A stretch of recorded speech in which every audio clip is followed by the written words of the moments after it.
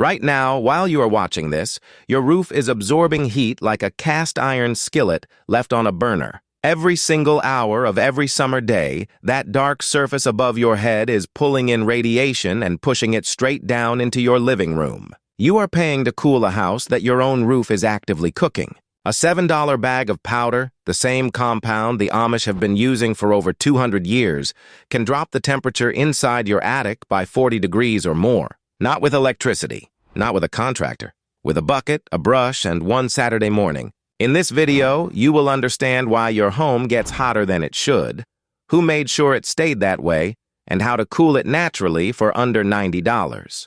The first time I walked into an old farmhouse outside Millersburg, Ohio, middle of August, 93 degrees outside, I stood in the kitchen and waited. No compressor kicking on, no vents blowing. The house was cool. Not air-conditioned cool, something different. Something steady, something that felt like the house itself was breathing. I spent 20 minutes looking for a thermostat before I realized there was not one. Everything I had been taught about keeping a house comfortable in summer started falling apart piece by piece. And it has not stopped since. Let me start with a number that should make you angry. The average American family spends $719 cooling their home every summer. Just cooling. Not the furnace, not the water heater, not the lights. That is the price of fighting your own roof. According to the U.S. Energy Information Administration, residential cooling accounted for about 12% of total electricity consumption across the entire country in 2020. A brand new central air conditioning system costs between $5,000 and $15,000 to install. Then you pay $150 or more every single month to run it. Over 10 years, that is $25,000 to $30,000 just to push heat out of a house that should never have been letting it in. Now here is where most people get the science wrong. The heat is not primarily creeping in through your walls and windows as hot air. The Department of Energy confirmed decades ago that 93% of the heat entering through your roof arrives as radiant energy. Invisible infrared radiation beaming down from the sun, absorbed by your shingles, and re-emitted straight into your attic space. On a summer afternoon, the surface of a dark asphalt roof can reach 160 degrees. Bill Updike from the Smart Surfaces Coalition put it bluntly. You can literally burn your hands on these roofs. Your attic hits 140, sometimes higher. That superheated air presses down through your ceiling insulation and the air conditioner fights it hour after hour. It was never designed to win that fight. It was designed to keep running. And that is exactly what it does. According to the EPA, roofs cover up to 1/4 of the total surface area of a major American city. 1/4 of every city in this country is a dark heat collecting surface, and every building underneath is running an air conditioner to compensate. The Amish figured this out without a thermometer, without a laboratory, without a government grant. They figured it out the way most real knowledge gets discovered, by paying attention over generations. Starting in the late 1700s, Amish communities began adopting building techniques aimed at comfort and durability without any reliance on powered systems. By the 1820s, metal roofing became a standard choice, providing reflective properties that push sunlight away instead of absorbing it. They also used slate and light-colored surfaces, all specifically chosen to bounce radiation back toward the sky. But they did not stop at the roof. For over 2 centuries, Amish families have applied lime wash, a simple mixture of hydrated lime and water, to exterior surfaces. Walls, barns, fences, foundations, and roofs. It dries bright white. It reflects the sun. Their houses are oriented with the long side facing north to minimize direct solar exposure on the widest wall. They build wide overhanging eaves and deep-covered porches that throw shade across exterior walls during peak sun hours. Their interior ceilings are high, not for style, but because hot air rises, and a tall ceiling keeps that heat far above the living space. They use thick walls of stone or heavy timber that absorb heat slowly during the day and release it gradually through the cool night. Engineers call this thermal mass. The Amish just call it building properly. Some families build parts of their homes partially below grade to take advantage of the Earth's constant 55-degree temperature. Large windows on opposite walls create cross-ventilation, a steady breeze through the house without any fan or motor. And then there is the summer kitchen, a separate structure detached from the main house built specifically for cooking during hot months. The wood stove, the canning, the baking, all of it happens in a building not connected to where the family sleeps. The heat from cooking never enters the main house. An Amish neighbor summarized the entire approach in one sentence. We do not fight the heat. We just do not invite it inside. This is not folklore. In 1973, researchers at Lawrence Berkeley National Laboratory ran an experiment that should have changed American construction forever. They took two identical flat roofs sitting side by side. One was dark. The other they coated with powdered limestone mixed with water, the same compound as lime wash. The coated roof dropped 40 degrees Fahrenheit at the surface compared to the dark one. The interior temperature beneath it fell 8 degrees. No fans, no electricity, no moving parts. Just physics and a white surface. The EPA's Cool Roofs initiative has since confirmed that reflective roofing materials can reduce roof surface temperatures by 30 to 40% in hot climates, leading directly to lower energy costs. And this was not new science even in 1973. The Minoans on the island of Crete were applying hydrated lime to their buildings 1,500 years before Christ.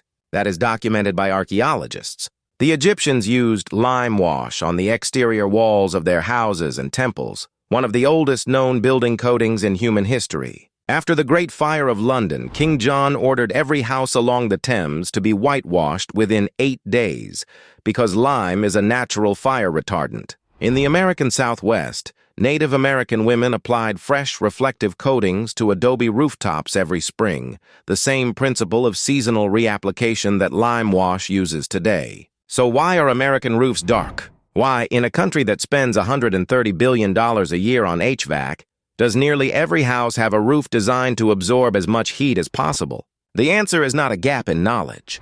It is a gap that someone carefully manufactured. The Asphalt Roofing Manufacturers Association, known as ARMA, represents the companies that make the dark shingles sitting on most American roofs right now. State after state, ARMA has actively lobbied against ordinances that would require or even encourage reflective roofing. This is on the public record. In March of 2025 in Tennessee, a lobbyist working with the roofing industry convinced a state representative to strip the reflective roofing requirement from a commercial building energy code. The vote passed.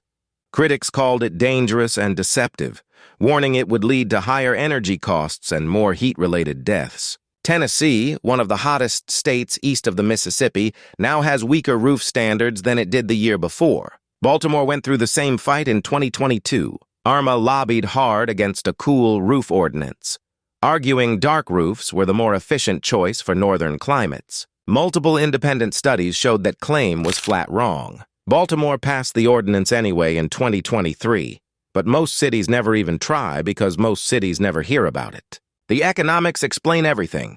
The global HVAC market generates $130 billion every year. The coatings and paint industry generates $200 billion. Hydrated lime is a natural mineral.